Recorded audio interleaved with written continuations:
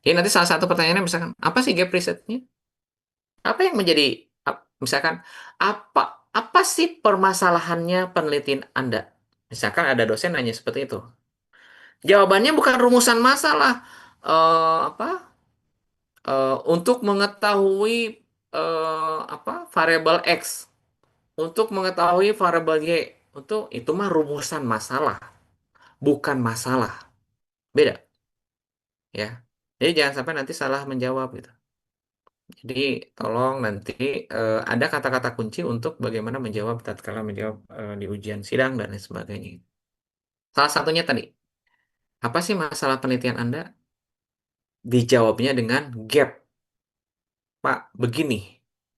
Menurut hasil kajian saya secara apa? Secara konseptual dari sebuah buku literasi yang saya baca bersama diskusi dengan para pembimbing bahwa memang ternyata penelitian saya ini memiliki gap seperti ini bla bla bla bla bla.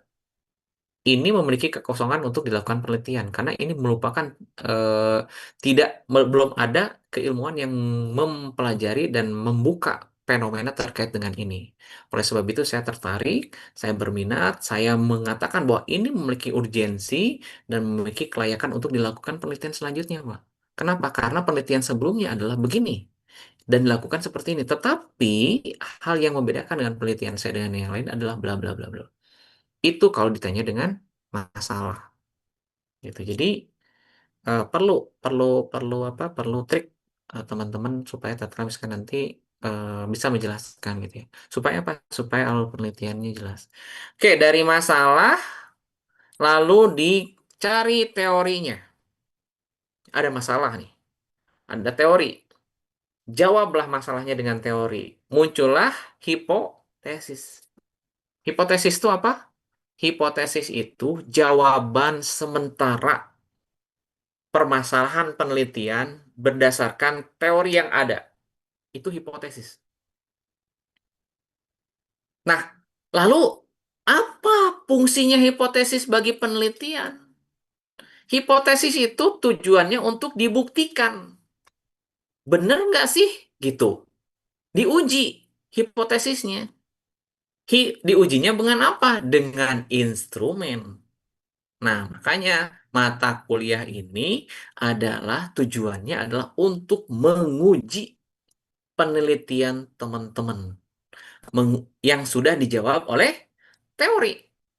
Muncullah hipotesis tadi. Jawaban sementara berdasarkan teori yang berkembang. Jadi, ibu sekalian, alurnya begitu ya. Masalah, liar Pak Ari. Pak Ari, kalau misalkan ternyata saya tidak ada masalah, gimana? Apakah saya harus bikin masalah di tempat kerja saya sehingga saya mudah untuk diteliti? Ya, itu bukan seperti itu mencari masalah tuh ya. Bukan cari masalah akhirnya jadi ribut gitu, bukan. Tetapi cari masalah itu cari gapnya. Ada triknya nanti ya. Ada caranya bagaimana mencari masalah, ada kekosongan penelitian dan lain sebagainya gitu ya. Itu ya. Jadi instrumen penelitian posisinya ada di situ ya. Ada hipotesis. Untuk menjawab hipotesis itu muncullah instrumen. Untuk menguji itu muncullah instrumen. Instrumen buat apa? Untuk ngumpulin data tadi seperti di awal. Ngumpulin data pokok nama instrumen mah tujuannya. Termometer 100 orang diukur, muncullah data. 100 orang di tensi, muncullah tekanan-tekanan darah berbagai macam gitu ya kondisinya. Jadi tujuan instrumen itu untuk apa? Untuk melakukan kajian-kajian, untuk mengumpulkan data. Data, tapi tetap tadi di instrumen itu ada uji instrumen, harus valid, harus variabel gitu ya. Nah, itu akan kita pelajari dan akan kita praktekkan ya. Sehingga teman-teman punya instrumen yang baik. Makanya mulai dari sekarang dengan minimal dengan dosen ini ya, dosen konsentrasinya aja ngobrol. Saya tes sama SDM juga ya. Nanti nanti dibagi deh. Pak Joko kemarin bilang katanya SDM mau dibagi dua, sebagian ke saya, sebagian ke Pak Joko. Nanti yang ke saya boleh ngobrol atau yang ke Pak Joko juga nggak apa-apa lah ya. Boleh ngobrol ke pemasaran atau ke anggaplah prodi gitu ya. Jangan ke dosen katanya. Boleh silakan diskusikan secara personal, secara kelompok dan lain sebagainya. Pak, Saya itu judulnya gimana sih gitu ya, bingung misalkan. Pertanyaan pertama yang akan dimasukkan oleh para dosen yang ditanya seperti itu, bade neliti naon kan gitu meureun ya. Aya tuh masalah di ditu. Ah, baik-baik saja, Pak. Misalkan tempat kerja saya mah tidak ada masalah. Bukan masalah seperti itu gitu.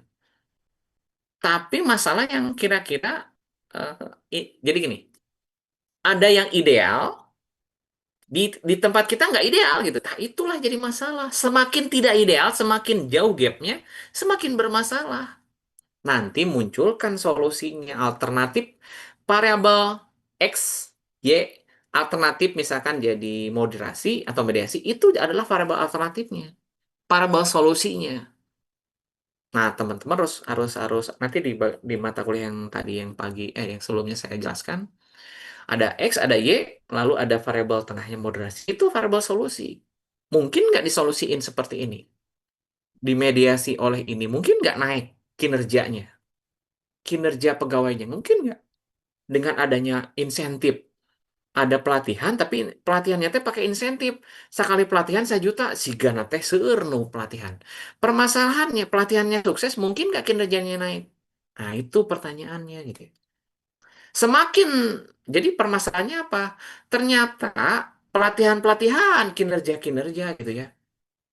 Ini saya pengen meneliti masalahnya ada di mana gitu. Nah, itu bisa seperti itu ya, teman-teman. Kalau berbicaranya SDM. Kalau bicara misalkan marketing, misalkan pelayanan, fasilitasnya lengkap kok. Tapi kenapa hasil dari survei customer, hasil dari pengungkapan pengalaman pelanggan yang diberikan melalui SMS, melalui data secara daring, melalui data secara online, ternyata pelayanan kita dianggap buruk. Padahal fasilitasnya maksimal, misalkan. Ini masalahnya miss-nya ada di mana gitu. Nah, bisa kita teliti seperti itu gitu ya. Cari referensi apa yang menyebabkannya, faktor pendukung, faktor yang tidak bisa memaksimalkan, itu bisa seperti itu, teman-teman. Jadi, kondisinya, ingat, instrumen mindsetnya untuk mengumpulkan data. Tidak ada instrumen, tidak mungkin ada pengumpulan data. Jadi mata kuliah ini teh sangat penting untuk penelitian teman-teman gitu ya. Karena kenapa? Kalau tidak sukses mata kuliah ini, tidak sukses penelitian bab 4 bab 5-nya gitu. Karena data tidak mungkin dikumpulkan. Teman-teman tidak mungkin bisa ngumpulin data yang benar-benar bisa diukur atau mengukur apa yang hendak diukur kan gitu ya. Ataupun tidak tahu bagaimana instrumen yang digunakan dan bisa menjadi bahan yang bisa dipertanggungjawabkan. Nah, itu gitu ya. Jadi mau tidak mau harus mau mata kuliah ini ya. Tadi Pak, mata kuliah Bapak yang sebelumnya itu misalkan Pak Ari ada di mana? Ada di langkah selanjutnya setelah data terkumpul. Ibu Bapak sekalian. Jadi setelah data terkumpul maka dideskripsikan. Nah, itu tahap tadi yang pertemuan kedua. Namanya analisis data statistik mulai dari deskriptif, univariat, bivariat, multivariat. Nah, itu dia. Ya. Jadi nyambung. Pak Joko nyusun judulnya, Pak Joko nyusun apa ya? Judulnya bareng dosen-dosen lah. Mungkin ya dosen konsentrasi sama pembimbing nanti ya. Jadi nanti bapak sekalian di pertengahan ya menjelang UTS mungkin sudah ada para pembimbing dan tolong sering Zoom, sering luring, sering ketemu, sering ngobrol supaya apa? Supaya beres ya, supaya beres. Karena kalau tidak sering ketemu bahkan konsentrasi meet itu rencana mau diluringkan seluruhnya gitu. Tidak mungkin daring, tapi karena besok saya ada rapat kerja keluar kota, jadi mau tidak mau